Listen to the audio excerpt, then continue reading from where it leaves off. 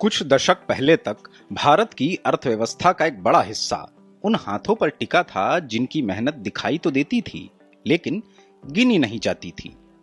ये हाथ थे भारत की महिलाओं के, जो घरों में, खेतों में, छोटे पारिवारिक कामों में लगातार योगदान देती रहीं, मगर उनकी भूमिका अक्सर आंकड़ों और पहचान से दूर रही। अब महिलाएं केवल सहयोगी नहीं, बल्कि भारत के विकास की निर्णायक शक्ति बनकर उभर रही हैं, और यह बदलाव भारत के श्रम परिदृश्य को एक नई दिशा दे रहा है। आज भारत के कार्यबल की नई पहचान महिलाओं की बढ़ती भागीदारी से बन रही है। आवधिक श्रम बल सर्वेक्षण के अनुसार महिला श्रम बल भागीदारी दर 2017-18 के 23.3% से बढ़कर 2025 में लगभग 40% तक पहुंच गई है। इस वृद्धि में ग्रामीण भारत की भूमिका बेहद महत्वपूर्ण रही है, जहां महिलाएं अब केवल सहायक भूमिका तक सीमित नहीं हैं, बल्कि स्थायी और सक्रिय आर्थिक भागीदार के रूप में उभर रही हैं। गांवों और छोटे कस्बों में महिलाएं अब अस्थायी सहायक नहीं, बल्कि स्थायी आर्थिक भागीदार बन चुकी हैं। स्वयं सहायता समूहों के माध्यम से जुड़कर उन्होंने न केवल अपनी आय बढ़ाई है, बल्कि उद्यमिता की दिशा में भी मजबूत कदम बढ़ाए हैं। दीनदयाल अंत्योदय योजना, राष्ट्रीय ग्रामीण आजीविका मिशन के तहत 10 करोड़ से अधिक महिलाओं का जुड़ना इस बदलाव की व्यापकता को दर्शाता है। आज ये समूह सूक्ष्म उद्यमों के बड़े नेटवर्क में बदल चुके हैं, जहां महिलाएं उत्पादन से लेकर प्रबंधन और विपणन तक हर भूमिका निभा रही हैं।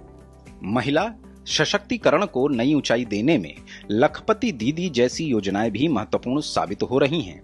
इनका उद्देश्य महिलाओं की आय को स्थिर बनाना और उन्हें सालाना 1 लाख रुपए से अधिक कमाने में सक्षम बनाना है। ऋण, कौशल और बाजार तक बेहतर पहुंचने महिलाओं को केवल काम करने वाली नहीं, बल्कि आत्मनिर्भर और आत्मविश्वासी उद्यमी बना दिया है। भारत का स्टार्टअप इकोसिस्टम भी इस बदलाव का सशक्त उदाहरण है। आज भारत दुनिया का तीसरा सबसे बड़ा स्टार्टअप हब बन चुका है, जहां 2.2 लाख से अधिक स्टार्टअप मिलकर 23.3 लाख से ज्यादा रोजगार सृजित कर रहे हैं। इनमें से 1 लाख से अधिक स्टार्टअप ऐसे हैं जहां कम से कम एक महिला निदेशक मौजूद है, जो ये दर्शाता है कि नवाचार आधारित क्षेत्रों में महिलाओं की भागीदारी लगातार बढ़ रही है। कार्यस्थल पर भी सुरक्षा और गरिमा को लेकर भी महत्वपूर्ण सुधार हुए हैं।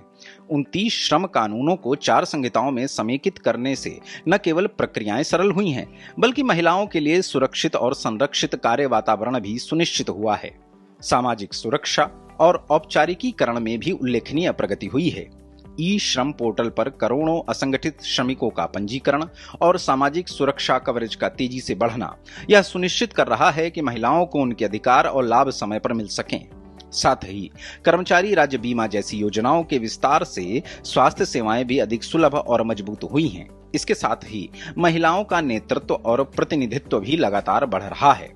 नारी शक्ति वंदन अधिनियम जैसे कदम महिलाओं को निर्णय लेने की प्रक्रिया में सशक्त बना रहे हैं, जिससे उनका प्रभाव केवल आर्थिक ही नहीं, बल्कि सामाजिक और राजनीतिक स्तर पर भी बढ़ रहा है। आज का भारत एक ऐसे मोड़ पर खड़ा है जहां महिलाएं केवल कार्यबल का हिस्सा नहीं हैं, बल्कि उसके केंद्र में हैं।